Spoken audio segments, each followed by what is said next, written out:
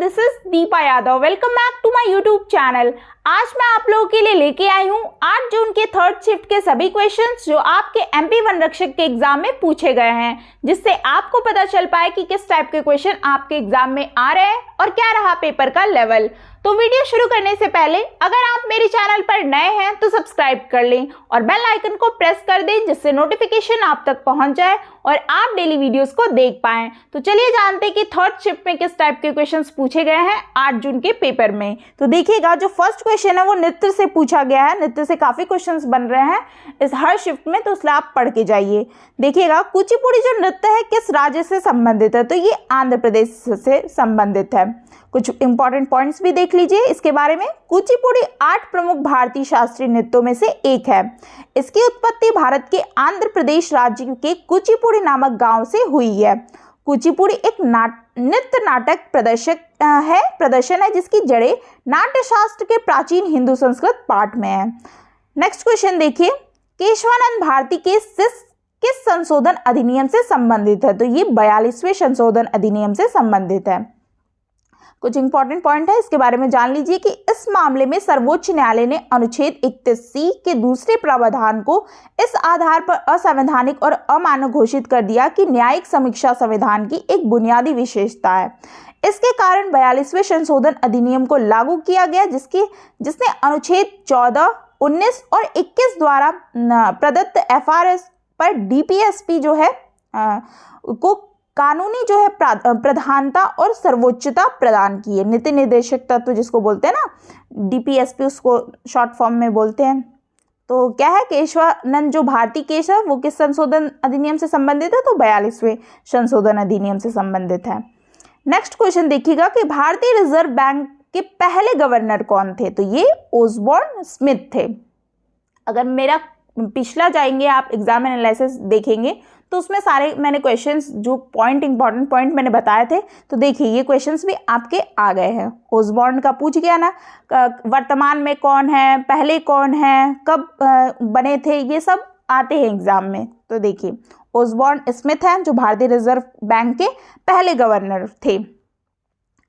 उसमें और पॉइंट जान लीजिए कि भारतीय रिजर्व बैंक के पहले गवर्नर जो 1935 में 1937 तक सर ओसबॉर्न ए स्मिथ थे। भारतीय रिजर्व बैंक के पहले भारतीय गवर्नर 1943-1947 पर तक सर CD देशमुख थे और बेनेगल रामाराव का RBI के गवर्नर के रूप में 1949-57 तक सबसे लंबा कार्यकाल था और 15 जनवरी जो है 1985 से 4 फरवरी 1985 तक अमिताभ घोष का 20 दिनों का सबसे छोटा कार्यकाल था। तो ये भी इंपॉर्टेंट पॉइंट्स है। और शक्तिकांत दास क्या है, RBI के 25वें और वर्तमान गवर्नर हैं। तो ये क्वेश्चंस तो आ चुके हैं, ठीक है।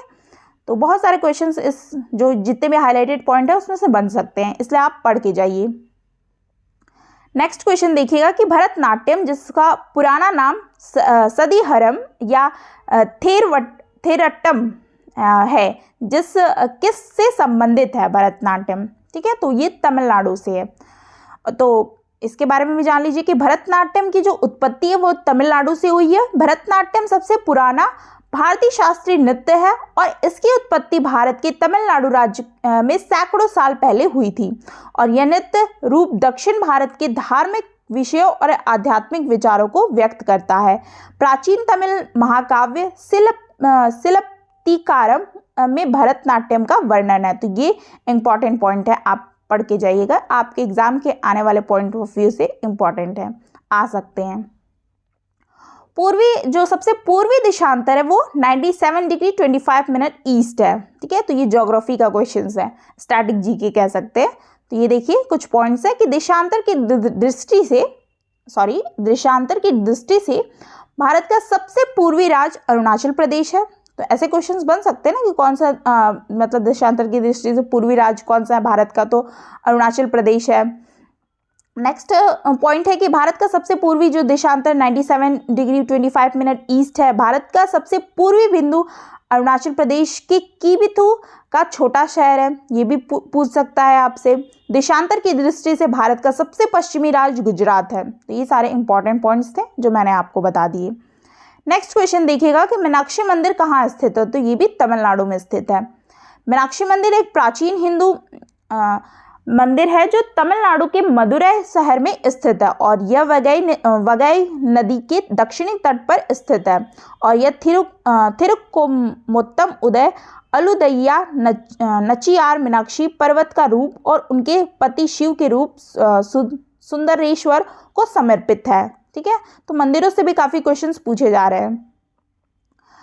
और देखिएगा नेक्स्ट क्वेश्चन कि जननी सुरक्षा योजना का उद्देश्य क्या है, तो इसका उद्देश्य मातृ और शिशु मृत्यु दर को कम करना है। तो कुछ डिटेल और भी जान लेते हैं, हम लोग कवर कर लेते हैं कि जो JSY है मतलब जननी सुरक्षा योजना एक केंद्र प्रायोजित योजना है जो डिलीवरी और प्रसव के बाद के देखभाल के साथ नगद सहायता को एकत्रित करती है।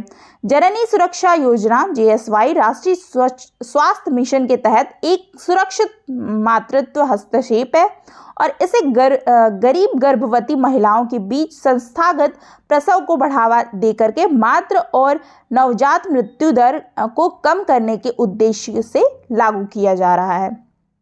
ठीक है, तो ऐसे क्वेश्चंस आ रहे हैं आपके 2011 के। देखिए जनगणना से पूछा गया है कि 2011 की जनगणना के अनुसार भारत में किस राज्य की जन्म दर सबसे कम है, तो ये केरल की है। इसमें भी पॉइंट्स जान लेते हैं कुछ। सबसे कम जो है जन्म दर केरल के ग्रामीण क्षेत्रों में 14.3 और हिमाचल प्रदेश के शहरी क्षेत्रों 10.5 में दर्ज की गई है। किसी दिए गए वर्ष के दौरान किसी जनसंख्या में जीवित जन्मों की संख्या और उसी वर्ष के लिए कुल मध्य वर्ष की जनगणना के बीच का अनुपात आमतौर पर 1000 से गुणा किया जाता है। ठीक है, तो वही आपका जन्म दर निकल के आता है। नेक्स्ट क्वेश्चन देखिएगा कि भारत में बिजली उत्पादन का प्रमुख स्रोत क्या है, तो ये कोयला है। कोयला क्या है, भारत में बिजली उत्पादन का प्रमुख स्रोत है। ये सारे इंपॉर्टेंट फैक्ट है, देख लीजिएगा। कोयले, गैस, डीजल और प्राकृतिक गैस जैसे भाप के उत्पादन के लिए इस्तेमाल होने वाले ईंधन पर आधारित विभिन्न प्रकार के ताप विद्युत संयंत्र हैं और यह बिजली का मुख्य स्रोत है क्योंकि कोयले से चलने वाले बिजली संयंत्र बिजली उत्पादन के लिए गैस सिलेंडर में उपयोग के लिए कोयले को गैस में परिवर्तित करते हैं और परमाणु ऊर्जा भारत में बिजली का 5वां सबसे बड़ा स्रोत है। तो ये सारे फैक्ट हैं जो मैंने आपको बता दे रही हूँ डिटेल में, थोड़ा आप पढ़ के जाइए, ध्यान दीजिए कि ऐसे क्वेश्चंस आपके एग्जाम में पूछे जा रहे हैं। भारतीय रिजर्व बैंक में संकुचित मुद्रा किसे कहते हैं, तो ये इकोनॉमिक्स से क्वेश्चंस है। ठीक है, स्टैटिक जीके में ये भी आ जाएगा पोर्शन। तो M1 और M2, अब इसके बारे में जान लेते हैं कि ये है क्या। मौद्रिक जो मुद्रा है जैसे मुद्रा और सिक्के जिन्हें क्या है संकुचित धन कहा जाता है। M1 और M2 को आसानी से नकदी में परिवर्तित किया जा सकता है इसलिए संकुचित धन कहा जाता है। M3 और M4 को आसानी से नकदी में परिवर्तित नहीं किया जा सकता है इसलिए इसे व्यापक धन कहा जाता है। M1 भारत के IMF, विश्व बैंक, विदेशी सरकार आदि के साथ जमा और अंतर बैंक जमा को बाहर कर देता है। ठीक है, तो ये सारे पॉइंट्स आपने जान लिए। देखिए राष्ट्रीय उद्यान से भी लगातार क्वेश्चंस बन रहे हैं कि कौन सा राष्ट्रीय उद्यान मध्य प्रदेश का है, तो मध्य प्रदेश से भी MP से भी क्वेश्चंस बहुत ज़्यादा आ रहे हैं। तो बांधवगढ़ है ये। ठीक है, मध्य प्रदेश में बांधवगढ़ राष्ट्रीय उद्यान जो मध्य प्रदेश में स्थित है। बांधवगढ़ राष्ट्रीय उद्यान रॉयल बंगाल बाघों की बड़ी आबादी के लिए जाना जाता है। बांधवगढ़ राष्ट्रीय उद्यान को 1968 में राष्ट्रीय उद्यान घोषित किया गया और फिर यह क्या है 1993 में टाइगर रिजर्व बन गया। तो ये सारे क्वेश्चंस आपके बन सकते हैं एग्जाम में। नेक्स्ट क्वेश्चन आप देख लीजिए, जनरल साइंस के कुछ क्वेश्चंस मुझे मिले हैं जो मैं आपको बता रही हूँ। फर्स्ट क्वेश्चन इसमें देखिएगा कि मलेरिया किससे होता है या वायरल फीवर कौन सा है, तो मलेरिया एनाफिलिज जो मादा मच्छर को काटने से होता है। नेक्स्ट है कि मनुष्य के शरीर का सबसे व्यस्त अंग कौन सा है, तो मनुष्य के शरीर का सबसे व्यस्त अंग दिल मतलब कि हृदय है। अदिश राशि कौन सी है, तो इससे भी लगातार क्वेश्चंस आ रहे हैं। अदिश राशि और जो दिश राशि है तो द्रव्यमान है, आयतन, घनत्व, समय, तापमान, विद्युत धारा इत्यादि और भी सारे हैं, तो आप पढ़ के जाइए। नेक्स्ट क्वेश्चन है कि इनमें से कौन सी वायरस वाली बीमारी है, तो ये है इन्फ्लुएंजा। इनमें से कौन खाद्य श्रृंखला का निर्माण करती है, तो ये उत्पादक का निर्माण करती है। जिन शब्द किसके द्वारा गढ़ा गया है, तो ये विल्हेम जोहानसन के द्वारा गढ़ा गया है। नेक्स्ट क्वेश्चन कि 1 मीटर का उपयोग किसके लिए किस लिए किया जाता है? तो ये विद्युत धारा प्रवाह को मापने के लिए किया जाता है। फ्लोएम जो है वृक्ष में पाया कहाँ पाया जाता है? तो ये पौधों की जड़ें, तनों और पत्तियों में पाया जाता है।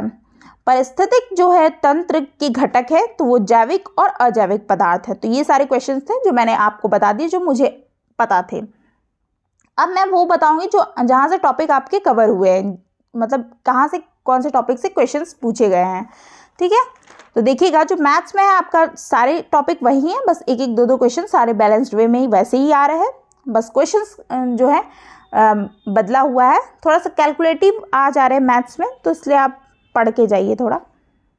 देखिए time, work, speed, distance, profit loss से 2 क्वेश्चंस, बोर्ड मास से भी 1 क्वेश्चन, नंबर सीरीज से 2 क्वेश्चन, सिंप्लीफिकेशन से 3 से 4 क्वेश्चन, इससे तो हमेशा ही आ रहा है क्वेश्चन, सिंप्लीफिकेशन से क्वेश्चन आ रहे हैं।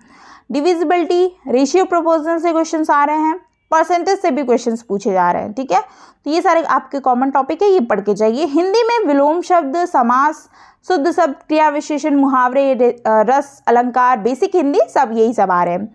इंग्लिश में synonyms, opposite word, parajumble, active passive, filling the blanks, one word substitutions. ठीक है, नरेशन, स्पेल्ड फिल्ड करने वाला आ रहा है, मिस स्पेल्ड वाला। साइंस में बेसिक साइंस है, स्टैटिक जी के 3 से 4 क्वेश्चंस, करंट अफेयर किससे भी 4 से 5 क्वेश्चंस आ रहे हैं जो कि आपके 2022 और 23 से ही रिलेटेड है, ज़्यादा पुराना नहीं पूछ रहा है। एमपीजी के से भी 4 से 5 क्वेश्चंस हैं, तो ये सब आप पढ़ के जाइए। ठीक है, ये सारे आपके टॉपिक थे जहाँ से क्वेश्चंस बने हैं।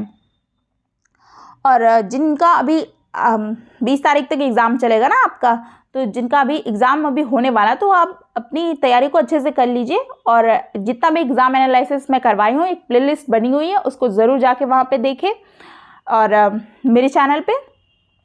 और इतने ही क्वेश्चंस थे जो मैंने आपको बता दिए। आई होप आपको वीडियो अच्छी लगी हो, तो चैनल को सब्सक्राइब करें और वीडियो को लाइक करके ज़रूर जाएं। मिलते हैं फिर ऐसे ही कुछ क्वेश्चंस के साथ, मेमोरी बेस्ड क्वेश्चंस के साथ। Thanks for watching.